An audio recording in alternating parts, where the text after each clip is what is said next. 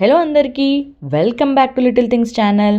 ఇవాళ మనం స్పైసీగా సూపర్ టేస్టీగా ఉండే రొయ్యల పలావ్ రెసిపీ చేసేసుకుందాం. ఎప్పుడు కర్రీ ఆర్ రోస్ట్ లాగే కాకుండా పులావ్లా చేసుకుంటే వేరే కర్రీ కూడా అవసరం లేనంత టేస్టీగా ఉంటుంది. ఇంకెందుకు లేటు, రెసిపీ చూసేద్దాం రండి. ముందుగా మసాలా రెడీ చేసుకుందాం. ఒక చిన్న కడాయిలో 1 స్పూన్ ధనియాలు, 1 యాలుక, కొంచెం చెక్క, కొద్దిగా లవంగాలు, మిరియాలు, 1/2 స్పూన్ జీలకర్ర, 1 స్పూను సోంపు యాడ్ చేసుకొని ఒక 2 నుంచి 3 నిమిషాల పాటు డ్రై రోస్ట్ చేసుకోవాలి. మంచి స్మెల్ రాగానే స్టవ్ ఆఫ్ చేసి మిక్సీ జార్లోకి తీసుకొని అది చల్లారిన తర్వాత మిక్సీ పెడితే మన మసాలా రెడీ అయిపోతుంది. ఇప్పుడు ఒక పెద్ద కుక్కర్ ఆర్ బిర్యానీ పాట్ ఏదైనా తీసుకొని ఒక పెద్ద స్పూన్ నెయ్యి, అలాగే కొంచెం ఆయిల్ కూడా యాడ్ చేసుకోవాలి. దీనికి కొంచెం ఆయిల్ అండ్ గీ పడతాయి, లేకపోతే రొయ్యలు స్మెల్ వస్తాయి.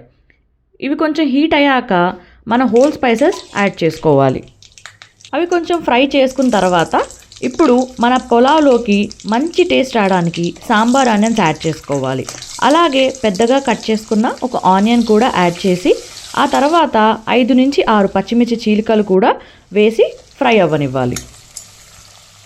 ఆనియన్స్ కొంచెం కలర్ చేంజ్ అయిన తర్వాత పెద్దగా కట్ చేసుకున్న ఒక టమాటో కూడా యాడ్ చేయాలి. ఒక 2 నిమిషాల తర్వాత ఒక పెద్ద స్పూన్ అల్లం వెల్లిగడ్డ పేస్ట్ కూడా యాడ్ చేసి పచ్చివాసన పోయేదాకా ఉండనివ్వాలి.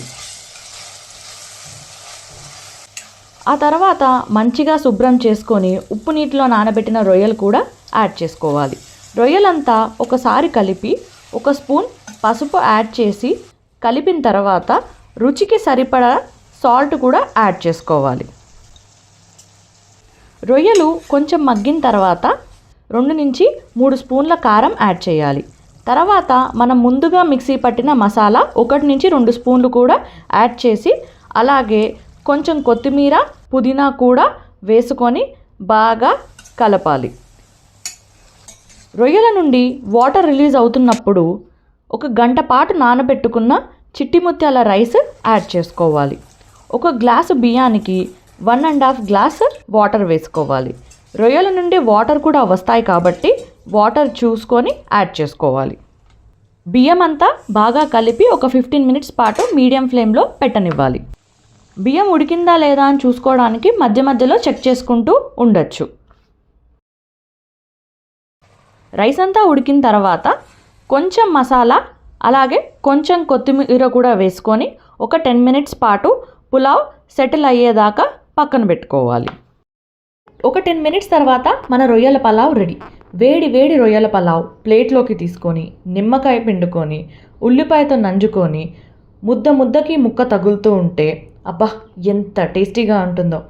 ఇంకెందుకు లేటు, మీరు కూడా ట్రై చేసి ఎలా ఉందో చెప్పండి. మరికొన్ని రెసిపీస్తో మీ ముందుకు వస్తాం. అంతవరకు బాయ్ మరి.